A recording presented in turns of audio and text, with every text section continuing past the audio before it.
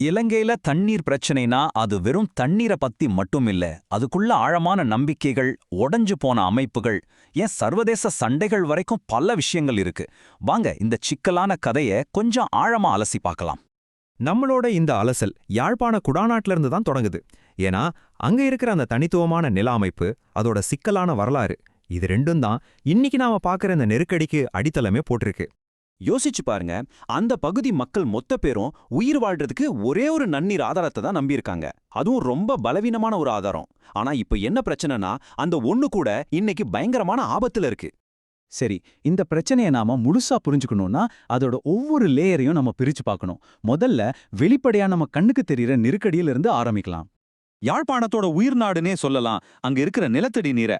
மக்களோட எல்லா தேவைகளுக்கும் அவங்க அந்த ஆழம் கம்மியான நிலத்தடி நீரை மட்டும் தான் நம்பியிருக்காங்க. இங்கிருந்து தான் பிரச்சனையே ஆரம்பிக்குது. இங்கதான் விஷயம் ரொம்பவே சிக்கலாகுது. ஒரு பக்கம் அளவுக்கு அதிகமான தண்ணீர் பயன்பாடு, இன்னொரு பக்கம் மாசுபாடு. அது மட்டும் இல்ல, கடல் நீரும் உள்ள புகுந்துடுது. இப்படி ஒவ்வொரு பிரச்சனையும் ஒன்னோட ஒன்னு சேர்ந்து ஒரு பெரிய நீர் நெருக்கடியை உருவாக்கிடுச்சு. இது வெறும் சுற்றுச்சூழல் பிரச்சனைன்னு மட்டும் நினைச்சிடாதீங்க. இந்த மாசடைஞ்ச உப்பு கலந்த தண்ணீரால மக்களோட உடல்நலம் ரொம்ப மோசமா பாதிக்கப்படுது. சரி, பிரச்சனை இவ்ளோ வெளிப்படையா தெரியுதே, அப்புறம் ஏன் இதை இன்னும் சரி செய்யல? அதுக்கு காரணம், இது ஒரு தீர்க்க முடியாத சிக்கல். அதாவது இது வெறும் டெக்னிக்கல் பிரச்சனை கிடையாது. இதுக்கு சுலபமான தீர்வோ ஒரே பதிலோ கிடையவே கிடையாது. சிம்பிளா சொல்லணும்னா, தண்ணீரை கையாள வேண்டிய சிஸ்டமே உடைஞ்சு போயிருக்கு. சரியான கொள்கைகள் இல்ல, நம்பகமான டேட்டா இல்ல, டிபார்ட்மெண்ட்ஸ்குள்ள ஒரு ஒருங்கிணைப்பும் இல்ல. இப்படி அரசு அமைப்புகள் சரியா செயல்படாதப்போ மக்கள் போராடி மாற்றத்தை கொண்டு வரலாம்னு நீங்க நினைக்கலாம் இல்லையா? ஆனா அதுக்கு முதல்ல மக்களுக்கு பிரச்சனை என்னன்னு முழுசா புரியணும். உள்ளூர் தமிழ் நியூஸ் பேப்பர்ஸை ஆய்வு செஞ்சப்போ ஒரு ஆச்சரியமான விஷயம் தெரிஞ்சது.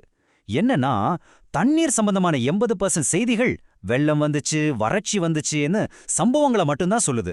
பிரச்சனையின் ஆணிவேரே யாருமே பேசுறதில்ல. இதனால என்ன ஆகுதுன்னா, மக்களுக்கு வறட்சி வெள்ளம் பத்தி தெரியுது. ஆனா அதுக்கு பின்னாடி இருக்கிற கொள்கை குளறுபடிகள் பத்தியோ நிர்வாக சீர்கேடுகள் பத்தியோ எதுவுமே தெரியாம போயிடுது. இந்த டேட்டாவை பாருங்க. இந்த தகவல் இடைவெளி எவ்வளவு பெருசுன்னு புரியும். நியூஸ்ல பெரும்பாலும் அரசாங்க அதிகாரிகள் சொல்றதை தான் போடுறாங்க. ஆனா நிபுணர்களோட கருத்துக்களுக்கு இடமே இல்ல, கிட்டத்தட்ட 0. நாட்டுக்குள்ளேயே ஒரு தெளிவான வழி இல்லாததால என்ன தீர்வுன்னு ஒரு பெரிய விவாதமே நடக்குது. இப்போ இந்த பிரச்சனை நாட்டு எல்லையும் தாண்டி போடிச்சு. ஒரு பக்கம் தெற்கிலிருந்து வடக்கிற்கு தண்ணீரை கொண்டு வர ஒரு பிரம்மாண்டமான திட்டம் இருக்கு. இன்னொரு பக்கம் அதெல்லாம் வேண்டாம், நம்ம பாரம்பரிய முறைகளை பயன்படுத்தி உள்ளூர்லயே நீர் சேகரிப்பில் கவனம் செலுத்தலான்னு ஒரு குரல் கேக்குது. இதே நிலப்பரப்புல இன்னொரு அழுத்தமும் இருக்கு. கரையிலிருந்து கொஞ்ச தூரத்துல இருக்கிற பாக்கு நீரிணையில இது ஒரு சர்வதேச பிரச்சனையா வெடிச்சிருக்கு. பல வருஷத்துக்கு முன்னாடி போட்ட ஒரு எல்லை ஒப்பந்தம் உள்நாட்டுப் போருக்கு அப்புறம் ரொம்பவே சிக்கலாகி பொதுவா இருந்த மீன்பிடி பகுதியை ஒரு சண்டைக்களமா மாத்திருச்சு. இதனால மக்களோட வாழ்வாதாரம் நேரடியா பாதிக்கப்படுது. ஓகே, இப்போ நாம சுற்றுப்புறம், நிர்வாகம், மீடியா, அப்புறம் சர்வதேச அரசியல்னு எல்லா லேயரையும் பார்த்துட்டோம். கேள்வி என்னன்னா, இப்படிப்பட்ட ஒரு சிக்கலான பிரச்சனையை சரி பண்ண எங்கிருந்து ஆரம்பிக்கிறது? இதுக்கு தீர்வு ஏதோ ஒரு பெரிய அணைய கட்டுறதுல இல்ல. அதுக்கு பதிலா எல்லாரும் ஒன்னா சேர்ந்து வேலை செய்யணும், சரியான டேட்டாவை வச்சு முடிவெடுக்கணும், வெளிப்படையா ஒத்துழைக்கணும், அப்புறம் இதையெல்லாம் வழிநடத்த ஒரு வலுவான தலைமை வேணும். இதுதான் உண்மையான வழி. அப்போ இந்த நெருக்கடியை சரி செய்யறதுக்கு இன்ஜினியரிங் திட்டங்களை விட இந்த சிக்கலான மனித உறவுகளை சரி செய்யறது தான் ரொம்ப முக்கியம். கடைசியா ஒரு கேள்வி. இலங்கையின் தண்ணீர் பிரச்சனை வெறும் தண்ணிய பத்தி இல்லனா, இதே மாதிரி நம்மள சுத்தி இருக்கிற வேற எந்த தீர்க்க முடியாத பிரச்சனைகளை நாம சரியா புரிஞ்சுக்காம இருக்கோம்?